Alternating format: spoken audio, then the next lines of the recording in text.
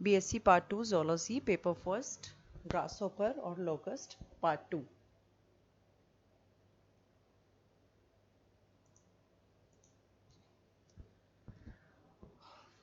Circulatory system या परिसंचरण तंत्र।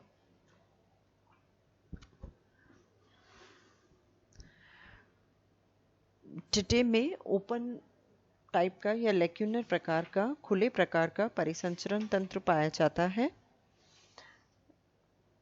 और इसके अंतर्गत आते हैं हार्ट और एओर्टा, हृदय और महाधमनी। इनमें एक पतला नली के आकार का पल्सेटिंग या स्पंदनशील हार्ट पाया जाता है। यह एब्डोमेन के मध्य पृष्ठ सतह पर स्थित रहता है और एक पेरिकार्डियल साइनस के अंदर सस्पेंडेड पाया जाता है, निलंबित पाया जाता है। यह एक कतारबद्ध चैम्बर से मिलकर बनता है। हर सेगमेंट में एक चैम्बर पाया जाता है और प्रत्येक चैम्बर के अंदर एक जोड़ी दरार के रूपी पार्श्वीय छिद्र पाए जाते हैं। इन्हें ऑस्टिया कहते हैं। ये ऑस्टिया कपाटों के द्वारा बंद रहते हैं। जब हृदय में संकुचन होता है तो ये ऑस्टिया वॉल्व्स के द्वारा बंद हो जाते हैं। इसके अंदर ट्रायंगुलर एलरी मसल्स पाई जाती है जिसके द्वारा ये सपोर्टेड रहते हैं। एलरी मसल्स की श्रेणी के द्वारा ये अवलंबित रहते हैं।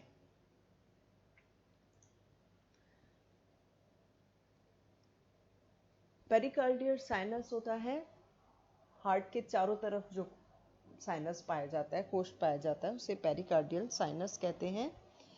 यह साइनस डॉर्सल डायफ्राम के द्वारा पेरिविसरल साइनस के अंदर खुलता है। दूसरा है पेरीन्यूरल साइनस। ये वेंट्रल साइड में मिलता है और नर्व कॉर्ड के चारों तरफ पाया जाता है। ये शेष बॉडी कैविटी या विस्ट्रल साइनस से वेंट्रल सेप्टम के द्वारा पृथक रहता है। ये देखिए, ये सेगमेंट्स या चैम्बर्स हैं हार्ट के। इससे निकल रहा आगे की तरफ एंटीरियर एओर्टा, पीछे की तरफ पोस्टीरियर एओर्टा और ये है एलरी मसल्स और हर चैम्बर में ये मिल रहे हैं एक जोड़ी ऑस्टिया। इन एलरी मसल्स में रिदमिक कॉन्ट्रैक्शन से ब्लड ऑस्टिया के थ्रू हार्ट में जाता है, हार्ट से एंटीरियर एओर्टा में और एंटीरियर एओर्टा से head perineural sinus, perivisceral sinus में जाता है। पेरीन्यूरल साइनस से ब्लड जाता है लेग्स में और लेग्स से फिर से आता है पेरीविसरल साइनस में। इस साइनस से विंग्स में और यहाँ से फाइनली पहुँचता है पेरिकार्डियल साइनस में और पेरिकार्डियल साइनस से ब्लड पहुँचेगा हार्ट में और नेक्स्ट साइकिल के लिए तैयार हो जाता है। हीमोलिम्फ या ब्लड प्लाज्मा एक क्लियर फ्लूइड है जिसमें हीमोसाइट्स पाई जाती हैं, वाइट ब्लड सेल्स जो कि फैगोसाइटिक है और इसमें फैट बॉडीज होती हैं जो कि रिजर्व फूड मटेरियल की तरह कार्य करती है। कोई भी पिगमेंट नहीं मिलता है, इसलिए इसका रेस्पिरेशन से या श्वसन से कोई संबंध नहीं है। मेनली इसका कार्य है फूड और हार्मोन्स वेस्ट को ट्रांसपोर्ट करना और डिजीज और जर्म से शरीर की रक्षा करना।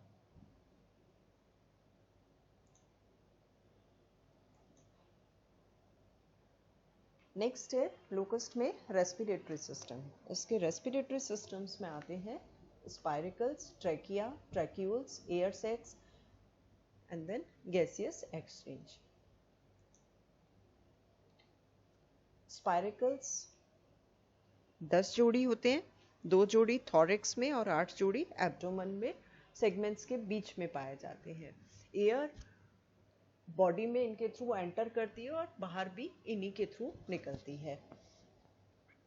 ये हेयर्स के द्वारा या रोम के द्वारा गार्डेड रहते हैं जिसके द्वारा कि एयर के साथ साथ डर्ट और दूसरे फॉरेन जो ऑब्जेक्ट्स बॉडी के अंदर एंटर ना कर सके, और ये फ्लो ऑफ एयर को कंट्रोल करती हैं। ट्रेकियाई या श्वास नलियाँ, ये जो स्पाइरकल्स हैं ये अंदर की एक छोटे चैम्बर में खुलते हैं जिसे एट्रियम कहते हैं। ये एट्रियम पतली इलास्टिक एक्टोडर्मल ट्रैकिया या श्वास नलियों के एक जाल के अंदर खुलता है, और ये शरीर के में सभी भागों में फैली रहती है।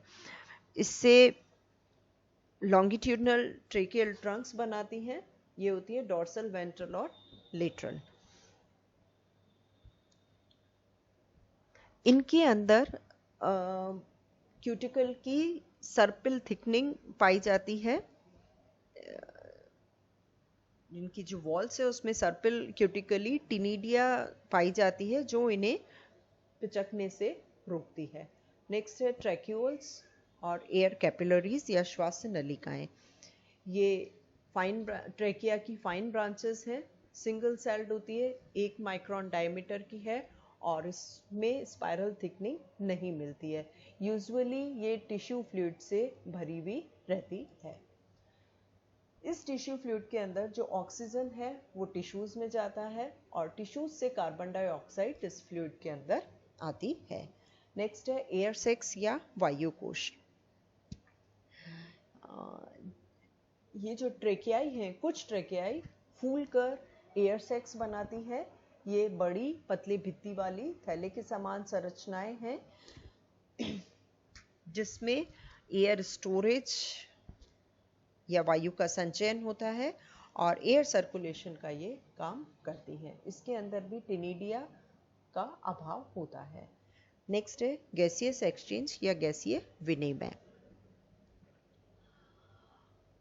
एब्डोमेन में लगातार कॉन्ट्रैक्शन और एक्सपेंशन होता है मस्कुलर एक्टिविटी के कारण, और यही शरीर के अंदर या ट्रेकियल सिस्टम में एयर को पंप भी करते हैं और बाहर निकालते हैं।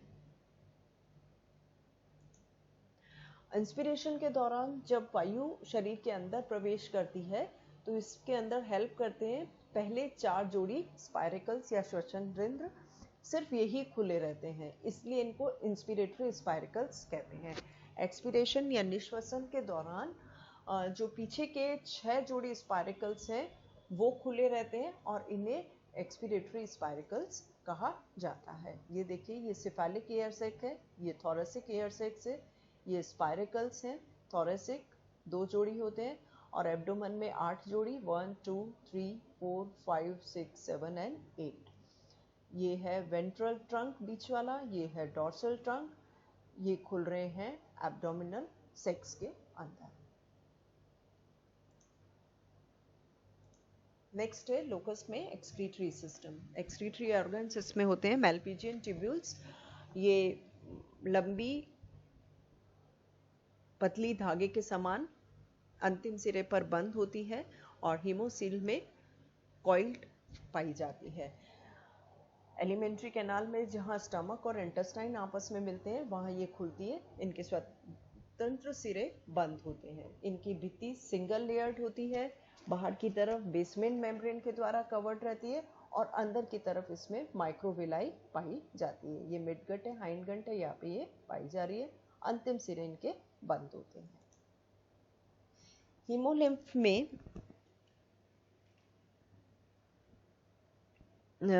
हीमोलिम्फ में से मेटाबॉलिक वेस्ट जैसे यूरेट को ये पृथक करती हैं और उसे फिर यूरिक एसिड में कन्वर्ट कर दिया जाता है। यहाँ से ये फीकल मटेरियल के साथ इसे पास करने के लिए हाइंडगट में भेज देती है। जो ये मेलपीजियन ट्यूब्यूल्स हैं इनके समीपस्थ भाग के द्वारा वाटर का रीएब्जॉर्प्शन होता है और ड्राई एक्सक्रीटरी प्रोडक्ट रिमूव किए जाते हैं। ये उन इंसेक्ट्स का या उन लैंड एनिमल्स का कैरेक्टरिस्टिक्स है, लक्षण है, जहाँ पर कि पानी की मात्रा इन्हें कम मिलती है। नेक्स्ट है लोकस्ट में नर्वस सिस्टम या तंत्रिका तंत्र। 3 भागों में बटा है, केंद्रीय तंत्रिका तंत्र, परिधीय तंत्रिका तंत्र और सिंपैथेटिक या आंतरांगी तंत्रिका तंत्र। सेंट्रल नर्वस सिस्टम में आते हैं brain, circum oesophageal connective, sub oesophageal ganglion और एक ventral nerve cord. Peripheral nervous system में आते हैं इनसे निकलने वाली नर्व्स, और सिंपैथेटिक में आती हैं कुछ छोटे गैंग्लियंस और नर्व्स जो कि ब्रेन से कनेक्टेड रहते हैं। ये बिल्कुल सिंप्लीफाइड डायग्राम है इसका।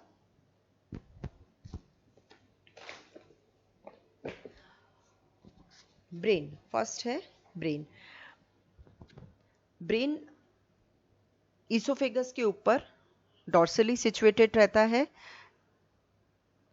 3 जोड़ी गैंग्लियन के आपस में मिलने से इसका निर्माण होता है। 3 जोड़ी सुप्रा इसोफेजियल गैंग्लियन के आपस में मिलने से इनका निर्माण होता है। और ये 3 गैंग्लियंस हैं, इसको पार्ट्स है प्रोटोसेरेब्रम, ड्यूट्रोसेरेब्रम और ट्राइटोसेरेब्रम। ये सबसे प्रोटोसेरेब्रम सबसे इसोफेगस के ऊपर होता है, रिले सेंट्रल की तरह कार्य करता है, संवेदी अंगों से उद्दीपन ग्रहण करता है और शरीर के मूवमेंट को नियंत्रित करता है।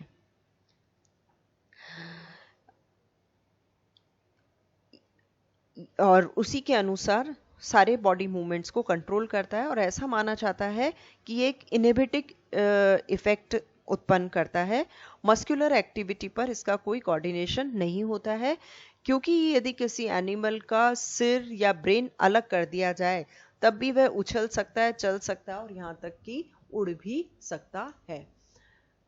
ब्रेन 3 फ्यूज्ड सुप्राएसोफेजियल गैंग्लियन से मिलकर बना है, प्रोटोसेरेब्रम, ड्यूट्रोसेरेब्रम और ट्राइटोसेरेब्रम।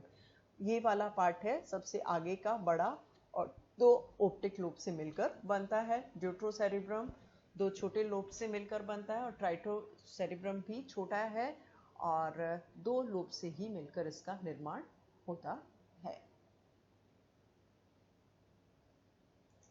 ये देखिए, ये इसका डायग्राम है। प्रोटोसेरेब्रम से 2 तंत्रिकाएं निकलती है, एक जोड़ी ऑप्टिक नर्व जो जाती है कंपाउंड आइज को, और 3 महीन ऑसिलरी नर्व्स जो जाती है ऑसिलाई को। ड्यूट्रोसेरेब्रम से एक जोड़ी एंटीनरी नर्व निकलती है, ये जाती है एंटीनी को। ट्राइटोसेरेब्रम से निकलती है लेब्रोफ्रंटल नर्व, और ये फिर 2 शाखाओं में बढ़ जाती है। इसकी एक है लेब्रल ब्रांच, ये जाती है लेब्रम को, और फ्रंटल गैंग्लियनिक कनेक्टिव ये जाती है फ्रंटल गैंग्लियन को।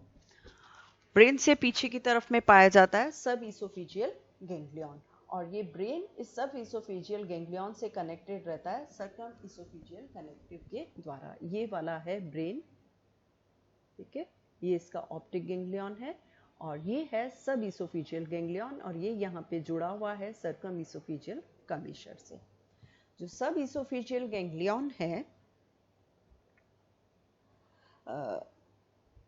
सर्कम इसोफेजियल कमीशर पाया जाता है इसोफेगस के चारों तरफ, और सब इसोफेजियल गैंग्लियन से ये नीचे की तरफ जुड़ा रहता है ब्रेन इसके द्वारा। और सब इसोफेजियल गैंग्लियन भी फिर 3 जोड़ी गैंग्लियन के जुड़ने से इसका निर्माण होता है। वे गैंग्लियन है मैंडिबुलर, मैक्सिलरी और लेबियल गैंग्लियंस। ये इससे नर्व्स निकल के माउथ पार्ट्स की तरफ जाती हैं, और इसका बैलेंस बनाने में रोल होता है। कौन कौन सी नर्व्स इससे निकल रही है? एक जोड़ी हाइपोफेरेंजियल नर्व हाइपोफेरिंग्स को जाएगी, एक जोड़ी मैंडिबुलरली नर्व मैंडिबल्स को, एक जोड़ी मैक्सिलरी मैक्सिला को, एक जोड़ी लेबियल नर्व लेबियल पैल्प्स को, और कुछ छोटी छोटी फ्यू पेयर्स छोटी निकलती हैं सर्वाइकल नर्व जो कि नेक को जाती है। देन है इसमें न्यूरोसेक्रेटरी सेल्स, ब्रेन और सब इसोफेजियल गैंग्लियन। ये जो ब्रेन और सब इसोफेजियल गैंग्लियन है, इसके अंदर ये कुछ हार्मोन सिक्रीट करती हैं जो कि दूसरे हार्मोन्स को एक्टिवेट करते हैं, और ये दूसरे हार्मोन्स जो हैं ये मोल्टिंग और दूसरे जो मेटामॉर्फोसिस के दूसरे प्रोसेसेस हैं उसको कंट्रोल करते हैं। सब इसोफेजियल गैंग्लियन से पीछे की तरफ डबल वेंट्रल नर्व कॉर्ड निकलती है, मध्य अधर सतह पर शरीर के अंतिम खंड तक जाती है, पेयर्ड, और हर सेगमेंट में इसमें पेयर्ड बाइलोब्ड गैंग्लियन होता है, इसे सेगमेंटल गैंग्लियन कहते हैं। इसमें होते हैं 3 तो थोरेसिक, ये 1, 2 एंड 3 थोरेसिक है, प्रोथोरेसिक, मीजोथोरेसिक और मेटाथोरेसिक, ये सबसे बड़ा होगा। ये देखिए, फर्स्ट थोरेसिक सेगमेंट, सेकेंड और थर्ड। फर्स्ट जो प्रोथोरेसिक गैंग्लियन है, सेकेंड सेगमेंट में मीजोथोरेसिक गैंग्लियन, और एब्डोमेन के 11 सेगमेंट्स होते हैं। इन 11 सेगमेंट्स में से जो शुरू के 3 सेगमेंट्स के गैंग्लियन है वो इस थर्ड मेटाथोरेसिक से मिलकर एक बड़ा गैंग्लियन बनाता है, जिसे मेटाथोरेसिक गैंग्लियन कहते हैं। फिर आएगा ये फर्स्ट एब्डोमिनल, सेकेंड, थर्ड और फोर्थ एब्डोमिनल। फिफ्थ एब्डोमिनल फिर से सबसे बड़ा होता है और 8th, 9th, 10th, 11th segment में पाए जाने वाले गैंग्लियन से मिलकर इसका निर्माण होता है।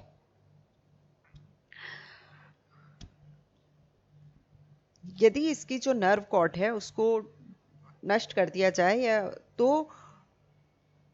पैरालिसिस नहीं होता है जंतु को, तो ये कोऑर्डिनेशन का काम करती है। नेक्स्ट है इसमें सिंपैथेटिक नर्वस सिस्टम। ये जो इनवॉलेंट्री एक्टिविटीज होती है, एलिमेंट्री कैनाल, हार्ट, एओर्टा और रिप्रोडक्टिव सिस्टम, उसको कंट्रोल करती है। और इसके अंदर गैंग्लियंस आते हैं। एक छोटा फ्रंटल गैंग्लियन जो फेरिंग्स के ऊपर होता है, ब्रेन के आगे, ऑसिपिटल गैंग्लियन इसोफेगस के ऊपर, ब्रेन के पीछे की तरफ, और इन्यूबियल गैंग्लियन ये गैस्ट्रिक सिका के आगे की तरफ पाया जाता है। ये देखिए कंप्लीट डायग्राम है। फर्स्ट, सेकेंड और थर्ड मेटाथोरेसिक गैंग्लियन सबसे बड़ा है। एब्डोमेन के 3 सेगमेंट्स के गैंग्लियंस इसमें जुड़ गए। फिर ये first abdominal, second, third, fourth, fifth फिर से बड़ा होता है। लास्ट के जो 4 हैं वो आपस में जुड़कर इसका निर्माण करते